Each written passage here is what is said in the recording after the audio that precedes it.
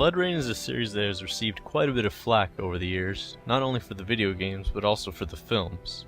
Regardless, a 2D action platformer game in the series by WayForward Technologies got some attention, mine included.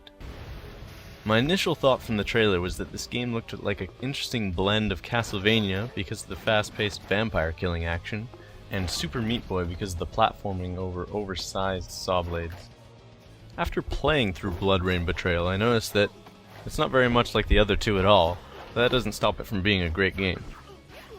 The story is nothing to brood over, with the simple plot of trying to kill the evil vampire overlord. Rayne, the half-breed, is working together with some vampire-hunting soldiers to infiltrate some vampire-infested areas. I don't want to spoil anything, but BloodRayne Betrayal's story was actually a little more interesting than I expected for a downloadable title, though it's not where the game particularly shined. The gameplay is the most interesting part of the game, with extremely fast-paced combat and difficult platforming over saw blades, pits of lava, and around lasers. Between Rayne's arm blades and her trusty gun, vampires get sliced to pieces all over the place throughout the 15 levels. You encounter several different types of enemies and bosses throughout the game, each with their own unique skills to use on you. While the combat appeared to be a bit bland and repetitive at first, once I learned to properly combo and dodge through enemy attacks, it became incredibly satisfying. Learning which skills to use when and how to combo into your gun becomes vital to surviving and getting better scores. As the player travels through a level, you reach several areas where the screen can no longer move until you've defeated the horde of enemies that spawn in groups. Each of these battles has a time bonus and a no damage bonus, which you must strive for along with the health and time bonus obtained at the end of the level to get a good ranking. These rankings are given on each level depending on how many points you obtain at the end, though there's no real need for the ranks except for a trophy and for, self-satisfaction. They are quite difficult to obtain though, and they add quite a bit of replay value to the levels. Some areas of the game were quite difficult, which I absolutely love. I find most games these days are too easy, but this one was a nice exception. There were a couple of sections in the game that took me many tries, but luckily there are conveniently placed checkpoints and unlimited lives.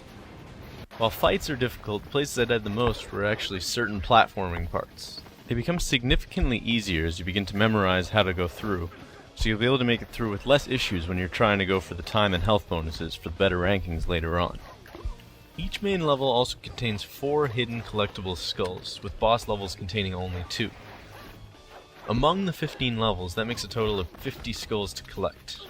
Every 5 skulls, you're given the choice to upgrade your maximum health or ammo. I managed to obtain all 50 skulls, but I had to go through certain levels multiple times to get the tough ones.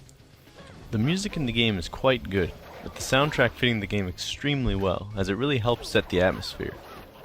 The songs can get pretty intense, which suits the fast-paced combat. My favorite part is the fact that you can input a code to unlock an NES version of the soundtrack, which will play in place of the original. The chiptune versions of the songs are even better than the originals in my opinion, so it's a nice little Easter egg. Overall, challenging combat and exciting boss battles make this game an extremely enjoyable experience. For $14.99 on the PSN, or 1,200 Microsoft points on the Xbox Live Arcade, you can get quite a few hours of great difficult gameplay. It may not be for everyone due to the difficulty, but anyone looking for a challenge or for a great action platformer, BloodRayne Betrayal should be worth picking up. VGTribune gives BloodRayne Betrayal an 8.5 out of 10.